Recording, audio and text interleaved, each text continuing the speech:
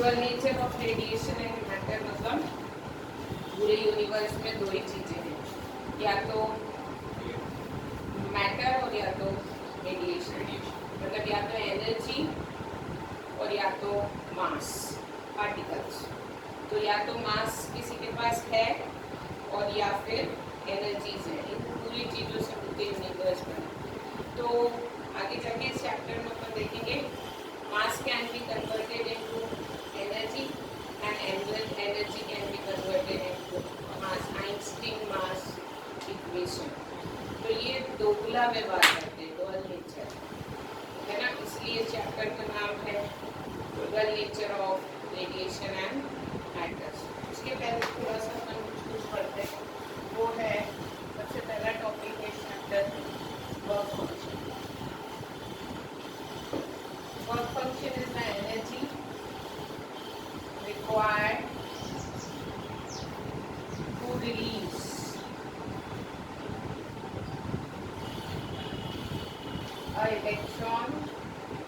an electron from any metal surface, minimum energy। Actually क्या होता है, तुमको पता है कि किसी भी मैटर के अंदर उसके वैलेंस इलेक्ट्रॉन में लूजली बॉन्ड इलेक्ट्रॉन्स होते हैं, वैलेंस शेल में लूजली बॉन्ड इलेक्ट्रॉन्स होते हैं। और ये जो एटम के वैलेंस शेल में लूजली बॉन्ड इलेक्ट्रॉन होते हैं, ये नॉर्मल टेम्परेचर पे इससे क्या हो जाते हैं, फ्री हो जाते हैं और ये इसी के बीच में घूमते रहते हैं। पर ये फ्री इलेक्ट्रॉन्स जो होते हैं, फ्री इलेक्ट्रॉन्स कौन से होते हैं, जो लूजली बॉन्ड इलेक्ट्रॉन्स होते हैं किसी भी मेटल सरफेस पे। ये जो लूजली बॉन्ड इलेक्ट्रॉन होते हैं, इनके पास ये नॉर्मल एनर्जी लेके वैलेंस शेल को छोड़ देते हैं और बीच में घूमते रहते हैं। पर ये इलेक्ट्रॉन्स कभी भी मेटल सरफेस से बाहर नहीं आ पाते, मेटल के अंदर ही घूमते रहते हैं। मान लो कोई इलेक्ट्रॉन इस मेटल सरफेस को रिलीज कर भी देता है, तो उतना ही पॉजिटिव चार्ज मेटल सरफेस पे आ जाता है। एक इलेक्ट्रॉन निकाला, उसके पास प्लस ई का चार्ज आता है, ये इसको वापस खींच लेता है। नई बात समझ ली। इसलिए किसी भी मेटल सरफेस से किसी भी इलेक्ट्रॉन को अगर रिलीज कराना है उस सरफेस को छोड़ के, तो हमको एक मिनिमम अमाउंट ऑफ एनर्जी उस मेटल को देनी पड़ती है। उस मिनिमम अमाउंट ऑफ एनर्जी को लेके वो इलेक्ट्रॉन क्या करता है, उस मेटल सरफेस को छोड़ देता है और वही मिनिमम एनर्जी को अपन क्या कहते हैं, work function. Work function is represented by W not या फिर phi not. Getting my point. अब this is the minimum energy. मैं ये नहीं कह रही हूँ कि जितने भी फ्री इलेक्ट्रॉन्स यहाँ पे हैं मेटल सरफेस के अंदर, सबकी एनर्जी सेम नहीं होती। कोई हायर एनर्जी से मूव करता है, कोई लोअर एनर्जी से मूव करता है। तो जो हायर एनर्जी से फ्री इलेक्ट्रॉन मूव कर रहा है उसको इजेक्ट आउट होने के कम एनर्जी देनी पड़ेगी, क्योंकि वो ऑलरेडी बहुत ज़्यादा हायर एनर्जी। और इसी के अंदर जो कम एनर्जी से घूम रहा है उसको तुम्हें थोड़ी ज़्यादा एनर्जी देनी पड़ेगी, तब वो इस मेटल सरफेस को छोड़ेगा। तो work function is the minimum energy, चाहे वो कितना भी हायर, यहाँ पे इस मेटल सरफेस के अंदर जो हाईएस्ट एनर्जी इलेक्ट्रॉन है, कम से कम उसको तुमको इतनी एनर्जी तो देनी ही पड़ेगी, तभी वो मेटल सरफेस को। तो this work function is fixed. This work function depends first on nature of the medium material, nature of the surface। कौन सा मेटल है तुम्हारा, नेचर ऑफ द सरफेस की जगह ऐसा बोल दो, नेचर ऑफ मैटर। दूसरा ये डिपेंड करता है the condition of its surface, उस मेटल की सरफेस किस कंडीशन में है। इन दो चीज़ों पे डिपेंड करता है कि वर्क फंक्शन की वैल्यू कितनी होगी। अगली बात समझ में, क्योंकि ये एनर्जी है इसलिए इसकी यूनिट एनर्जी की यूनिट होती है और एनर्जी की एक यूनिट होती है इलेक्ट्रॉन वोल्ट। ये इलेक्ट्रॉन वोल्ट में जूल बड़ी एनर्जी होती है। Getting my point? अभी व्हाट इज 1 इलेक्ट्रॉन वोल्ट? तो हमको पता है W is equals to W upon Q. Yes or no? Work done is energy. 1 electron volt is the energy possessed by an electron when it is accelerated with potential difference of 1 volt. एक electron के ऊपर charge कितना होता है? कितने volt से अपन उसको accelerate कर रहे हैं? 1 वोल्ट से। This is equals to 1 electron volt and इसको मल्टीप्लाई करोगे तो आंसर आएगा 1.6 into 10 to the power -19 coulomb into volt होता है जूल। तो 1 इलेक्ट्रॉन वोल्ट यानी इतना जूल होता है। अगली बात समझिए, गेटिंग माय पॉइंट? ओके, तो बेसिकली अलग अलग मैटर के लिए वर्क फंक्शन अलग अलग होता है। प्लैटिनम का वर्क फंक्शन बहुत ज़्यादा होता है, सीशियम का वर्क फंक्शन कम होता है ना। तो बेसिकली ये अब हम लोग को देखना है what you mean by electron emission. अब तुम्हें ये समझ में आ गया कि किसी भी मेटल को अपन एनर्जी देके उसमें से क्या इजेक्ट करा सकते हैं? इलेक्ट्रॉन इजेक्ट करा सकते हैं। अब इसकी 4 मेथड होते हैं। 4 तरीके से हम मेटल सरफेस को एनर्जी दे सकते। पहला होता है थर्मियोनिक एमिशन। समझ में आ रहा है क्या कर रहे होंगे?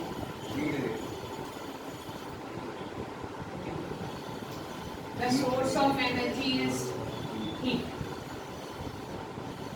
Getting my point? Second होता है, second is field emission और cold cathode emission.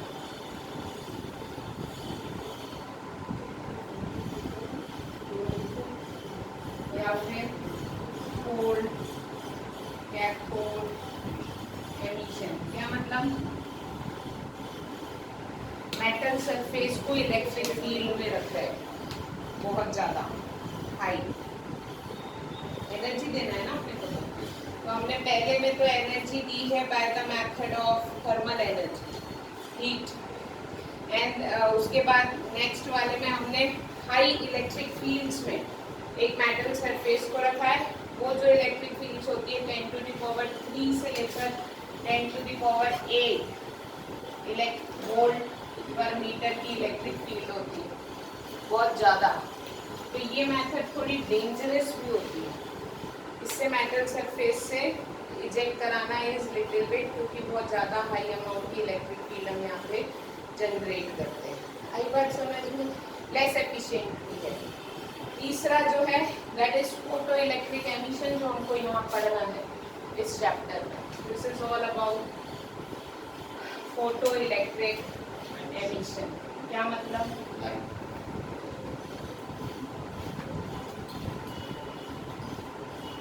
Photo electric emission मतलब हम यहाँ पे इलेक्ट्रोमैग्नेटिक वेव्स के थ्रू किसी सरफेस पे इलेक्ट्रोमैग्नेटिक वेव्स इंसिडेंट कराएंगे। This electromagnetic waves are of high frequency is basically related to the energy.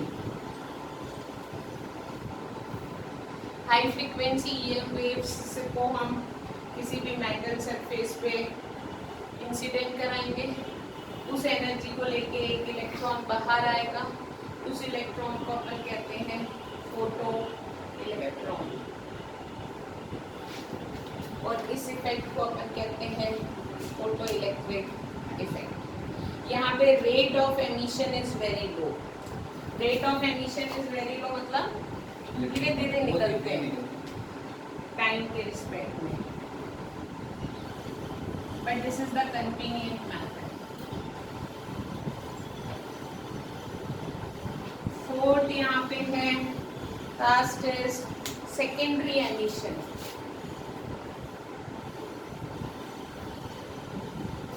Secondary emission का मतलब होता है हम हाई वेलोसिटी इलेक्ट्रॉन को ले जाकर किसी मेटल सरफेस से हिट कराते हैं। यस और नो? ये अपनी एनर्जी उसको क्या कर देता है, इम्पार्ट कर देता है और वो इलेक्ट्रॉन बाहर निकल जाता है। आई बात समझ में? तो यहाँ पे हम एक बहुत ज़्यादा हाई वेलोसिटी चार्ज पार्टिकल को ले जाके स्ट्राइक कराते हैं किसी मेटल सरफेस पे। यहाँ पे जो इलेक्ट्रॉन होता है निकलता है उसको हम सेकेंडरी इलेक्ट्रॉन कहते हैं, क्योंकि वो पहले इलेक्ट्रॉन की मदद से आ गई बात समझ में? ठीक है, तो इस तरीके से हम 4 मैथड के थ्रू इलेक्ट्रॉन एमिशन करा सकते हैं। अब इसका सबसे पहला इसका इफेक्ट फर्स्ट अब हमको पढ़ना है what you mean by photo electric effect.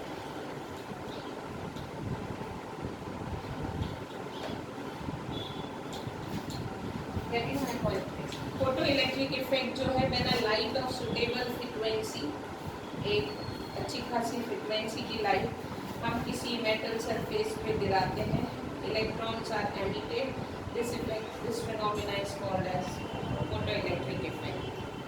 इतना समझ में आ गया? इसमें ना कई साइंटिस्ट ने काम किया। हर्ट्ज का ऑब्जर्वेशन था जब इलेक्ट्रोमैग्नेटिक वेव्स का एक्सपेरिमेंट वो कर रहा था, मतलब जब उसने इलेक्ट्रोमैग्नेटिक रेडिएशंस का इन्वेंशन या फिर इलेक्ट्रोमैग्नेटिक रेडिएशंस के बारे में पढ़ा था, तब उसने देखा था कि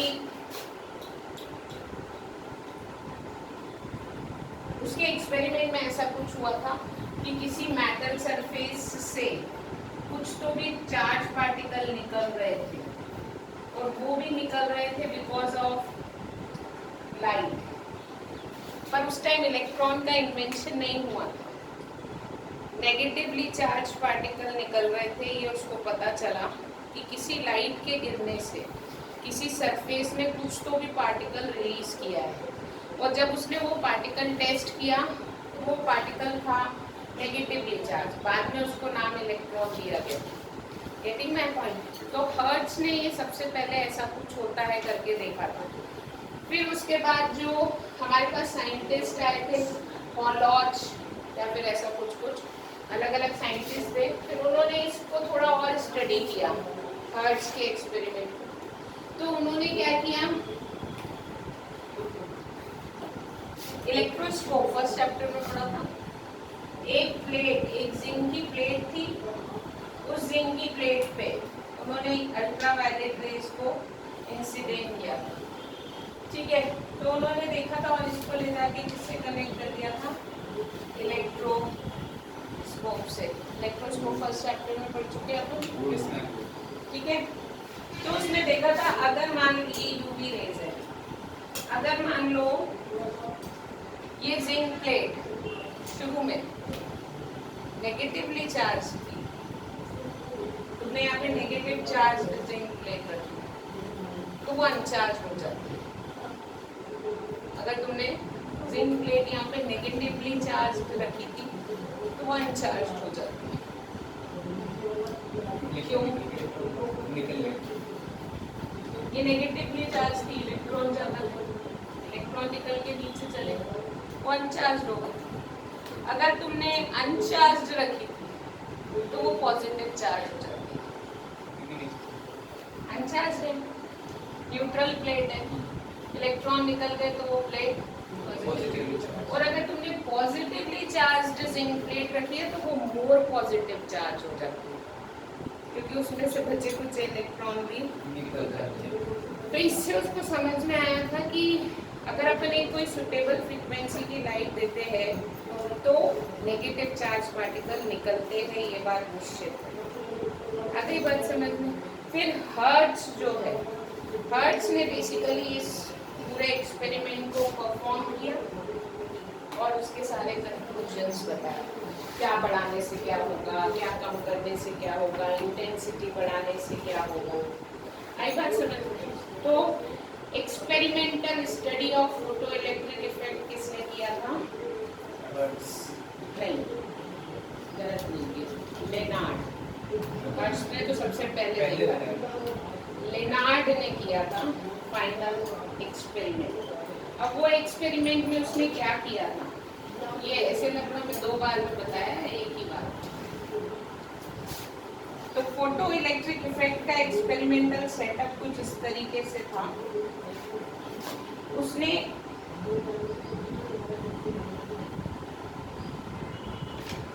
दो प्लेट्स लिए थे, इलेक्ट्रोड्स बोलते हैं। एक उसने बोला था कैथोड है और एक क्या है, कैथोड यानी ये नेगेटिवली चार्ज है और एनोड यानी ये पॉजिटिवली चार्ज है। इसको उसने एक क्वार्ट्ज एविकेटेड ग्लास ट्यूब, ऐसे कांच की ट्यूब के अंदर रखा था और यहाँ से उसने एक विंडो छोड़ी थी। This is glass tube and this is quartz window. और उसने इस विंडो में से यहाँ से लाइट ऑफ सुटेबल फ्रीक्वेंसीज पे स्ट्राइक कराई। This is photo sensitive plate. Light गिरने से इलेक्ट्रॉन्स यहाँ से एमिट हुए और इस डायरेक्शन में मूव करने लगे। क्यों? क्योंकि they are attracted towards plus. तो ये इलेक्ट्रॉन्स यहाँ से यहाँ जाने लगे। इस पूरे इन दोनों प्लेट्स को करंट मेजर करने के लिए उसने यहाँ पे माइक्रो एम्पेयर का एमीटर लगाया। इसके अक्रॉस पोटेंशियल मेजर करने के लिए उसने यहाँ पे वोल्ट मीटर लगाया। फिर उसने यहाँ पे एक पोटेंशियल डिवाइडर लगाया। पोटेंशियल डिवाइडर क्या होता है ये मैं बताऊंगा। This is the symbol for potential divider. मतलब दिस A का potential is decided by this point and C का potential is decided by this point. ये जो पोटेंशियल डिवाइडर का मिड पॉइंट है उस पे लाके हमने कनेक्ट किया था C को, और A का जो पॉइंट है उसको अपन इस पे कहीं भी रख सकते, चेंज करेंगे कैसे भी बताएं। यहाँ से अपन ने हाई टेंशन बैटरी लगाई, मतलब सप्लाई। यहाँ पे एक की लगाई। अब देखो this is minus, this is plus, this is high tension battery. अगर ये माइनस है तो ये माइनस माइनस माइनस माइनस, ये माइनस। और अगर ये प्लस है तो ये प्लस प्लस प्लस और ये प्लस। मतलब हाल फिलहाल इस सिचुएशन में anode is at positive potential then cathode. और यदि मैंने कैथोड को, अगर मैंने एनोड का ये वायर उठा के यहाँ लगा दिया तो anode is at lower potential than C. ये बात समझ में? तो A का पोटेंशियल हम चेंज करेंगे अभी आगे बताऊंगी। तो अभी फिलहाल अगर ये यहाँ पे है मतलब उनके बीच का पोटेंशियल डिफरेंस कम है, anode is at positive, cathode is at negative. अगर मुझे एनोड का पोटेंशियल बढ़ाना है तो मैं इसको इधर कोने पे लगा दूं, उनके बीच का पोटेंशियल गैप बढ़ जाएगा। अभी अपन करेंगे तो फिर same no current flow, no potential difference, इसलिए इसको कहते हैं पोटेंशियल डिवाइडर। आगे बात समझ में? तो इस तरीके का उसने क्या किया था, एक्सपेरिमेंटल सेटअप किया था। बार बार फोटो इलेक्ट्रिक इफेक्ट क्या है ये बताने की जरूरत नहीं है, पहले ऐसे अरोड़ा में ये समझाया है, बाद में एक्सपेरिमेंट। तुमको समझ में आ गया है फोटो इलेक्ट्रिक इफेक्ट क्या होगा। लाइट गिरने से कैथोड जो है इलेक्ट्रॉन इलेक्ट्रॉन एमिट करेगा, एनोड उसको रिसीव करेगा। कैथोड को एमिटर भी कहते हैं और एनोड को कलेक्टर भी कहते हैं। एक को तो फिक्स रखना पड़ेगा। तो कैथोड को ये बोलते हैं एमिटर और एनोड को बोल सकते हैं क्योंकि ये इलेक्ट्रॉन को कलेक्ट कर रहा है और कैथोड एमिट कर रहा है, तो ये नाम भी आप दे सकते हैं। जो इलेक्ट्रॉन एमिट हो रहे हैं उनको फोटो इलेक्ट्रॉन कहते हैं। आई बात समझ में? तो हाँ, अब ये भी है बड़ी बात कि एक पर्टिकुलर फ्रीक्वेंसी की लाइट गिरानी पड़ती है। अगर उस फ्रीक्वेंसी की लाइट नहीं गिरी तो लाइट एमिट इलेक्ट्रॉन एमिट, तो अपन यहाँ हाई फ्रीक्वेंसी EM वेव ले रहे हैं। Ultraviolet light are having very high frequency, तो कम से कम अपने को एक मिनिमम फ्रीक्वेंसी की लाइट गिरानी पड़ती है। वो थ्रेशोल्ड फ्रीक्वेंसी होती है, आगे जाके पड़ेगी। किसी भी मेटल सरफेस से इलेक्ट्रॉन एमिट करने के लिए जो मिनिमम फ्रीक्वेंसी का लाइट अपने को चाहिए वो उस मेटल सरफेस की थ्रेशोल्ड फ्रीक्वेंसी कहलाती है। तो अभी अपन वैसा नहीं कर रहे हैं, अभी तो अपन हाई फ्रीक्वेंसी गिरा रहे हैं, UV रेज। आगे बात समझ में? अब उन्होंने बोला है जैसे एल्कली मेटल्स जो होते हैं लाइक लिथियम, एल्कली मेटल्स मतलब जो घुल जाते हैं, NaCl, लिथियम। तो एल्कली मेटल्स जो होते हैं वो हाईली फोटोसेंसिटिव होते हैं, मतलब वो ना विजिबल लाइट से भी इलेक्ट्रॉन को एमिट कर देते हैं। एल्कली मेटल्स जो मेटल्स होते हैं जैसे कि जिंक, कैडमियम, मैग्नीशियम, एल्यूमिनियम, इनको UV रेज चाहिए होती है। और जो हैवी मेटल्स होते हैं उनको एक्स रेज चाहिए होती है। आई बात समझ? तो ऐसे अलग अलग रेज से आप इलेक्ट्रॉन्स को क्या कर सकते हैं, एमिट करा सकते हैं। अब हमने ये एक्सपेरिमेंटल देख लिया, ये मैंने पूरा सजा दिया, सेटअप किया। अब हमको इसमें तीन चीजें पढ़नी है। पहला, effect of intensity on intensity and current में क्या रिलेशन है। अब इंटेंसिटी क्या होता है, देखो ये सारी बातें समझ लो। यहाँ से जो इलेक्ट्रोमैग्नेटिक वेव्स आ रही हैं, UV रेज, फ्रीक्वेंसी फिक्स है। इंटेंसिटी कम ज्यादा करना मतलब इंटेंसिटी जनरली रिलेटेड टू आगे जाके या फिर पीछे पढ़ रखा है तुमने वेव ऑप्टिक्स में गलती से ऑनलाइन क्लासेस पे। तो इंटेंसिटी मतलब एम्पलीट्यूड, इंटेंसिटी कम ज्यादा करना मतलब सिग्नल का एम्पलीट्यूड कम ज्यादा। एम्पलीट्यूड जल्दी जल्दी कैसे होगा? एम्पलीट्यूड यानी क्या होता है, सेम फ्रीक्वेंसी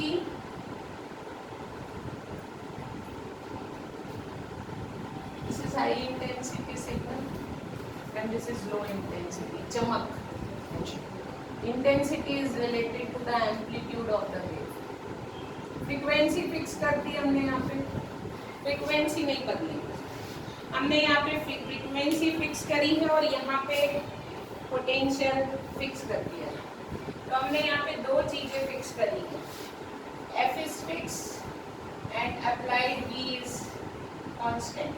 इसको हम नहीं बदलेंगे, हम बदलेंगे इंटेंसिटी जो गिर रही है ना लाइट, उसकी इंटेंसिटी को कम ज्यादा।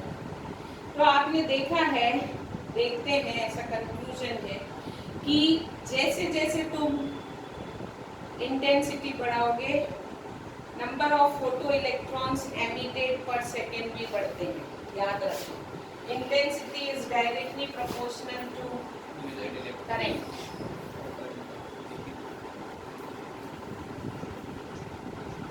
करंट यानी होता है number of electrons emitted per second. क्यों? क्योंकि I is Q upon T। तो तुमने इंटेंसिटी जैसे ही बढ़ाई, पहले एक इंटेंसिटी की गिराई फिर दूसरी, तो यहाँ से नंबर ऑफ इलेक्ट्रॉन पर सेकेंड इजेक्टेड बढ़ते हैं, मतलब करंट बढ़ता है। तो अगर तुम इंटेंसिटी और करंट का ग्राफ देखोगे तो that is straight line, photo electric current. यहाँ पे जो करंट बनता है उसको अपन कौन सा करंट कहते हैं? Photo electric current. आगे बात समझ में, ये बहुत सिंपल था, याद रखने वाली बात। सेकेंड हमको देखना है effect of potential V and I current. ठीक है, अब हम लोगों ने यहाँ पे दो चीजें फिक्स कर दी, क्या? Frequency and intensity is fixed. मतलब जो लाइट गिर रही है ना, वो गिर रही है, मैंने क्या बदलना है? नीचे से D, जो मैं पोटेंशियल डिवाइडर से बदल रही थी। ठीक है, तुम देखते हो जैसे जैसे, बस छोड़ूंगी थोड़ा सा, कितना टाइम अलार्म बज रहा है? ठीक है, जैसे लास्ट। ठीक है, बेसिकली तुम लोग देखोगे, अगर मैं ये वाले वायर को यहाँ से दूर ले जाती हूँ, मतलब I am increasing the potential of A with respect to C, तो तुम देखोगे this is potential and this is current। जैसे जैसे मैंने एनोड का पोटेंशियल बढ़ाया है, वैसे वैसे करंट भी बढ़ा है, और एक पॉइंट के बाद तुम पोटेंशियल कितना भी बढ़ा लो, ये करंट जाके सैचुरेट हो जाता है। क्या करें? पहले ये पॉइंट यहाँ रखा था, मैंने इसको यहाँ स्लाइड करना शुरू किया। तुम देखोगे एमीटर में, वोल्टमीटर में तो बढ़ ही रही है रीडिंग, क्यों? क्योंकि हम यहाँ से वोल्टेज बढ़ा रहे हैं, ये भी बढ़ रहा है, ये भी बढ़ रहा है, लेकिन एक पॉइंट के बाद ये तो बढ़ रहा है, लेकिन ये सैचुरेट हो जाता है। उसको अपन कहते हैं सैचुरेशन करंट। क्या बोलते हैं? मतलब photo electric current, photo current is saturated if, अब तुम भले ही कितना भी पोटेंशियल बढ़ा लो, ये एक फिक्स वैल्यू पे आके जम जाता है। आगे बात समझ। अब दिस इज जीरो। अब मैंने इसको उठा के इस तरफ रख दिया, नेगेटिवली मैं एनोड का पोटेंशियल बढ़ा दिया। तो तुम देखोगे जैसे जैसे तुम ये पोटेंशियल इस तरफ बढ़ाते हो, तुम्हारा फोटो करंट कम होता जाता है, और एक पॉइंट के बाद वो जाके जीरो हो जाता है।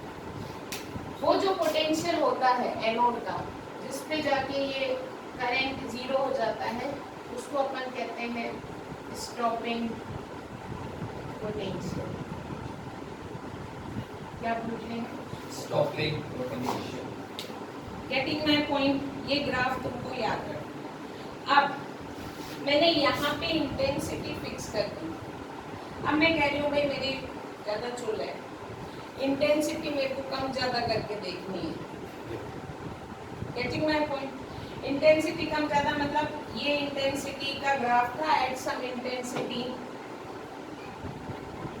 1। अब मैंने इंटेंसिटी बढ़ा दी, ग्रेटर देन का साइन है, मतलब I1 इज लेस देन। तो तुम देखोगे अगर तुमने एम्पलीट्यूड बढ़ा हुआ सिग्नल दिया उसी फ्रीक्वेंसी का, तो फिर ये दोबारा किया, तो तुम देखोगे सैचुरेशन करंट की वैल्यू तो क्या हो जाती है? बढ़ जाती है। ग्राफ हो जाता है ऐसा। मतलब if you increase the intensity to,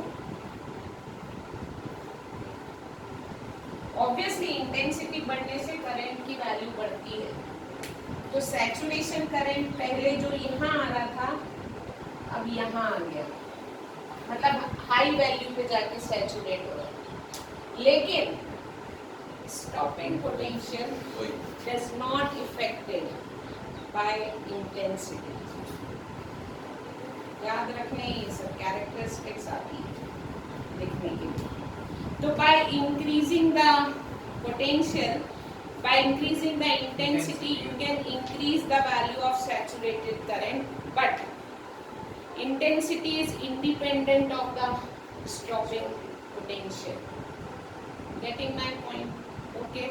इसके आगे का कल पढ़ाऊंगी. इसी डायग्राम पे एक इफेक्ट और देखना फ्रीक्वेंसी का. ठीक है. मैम उस C वाला जो प्रिंट करना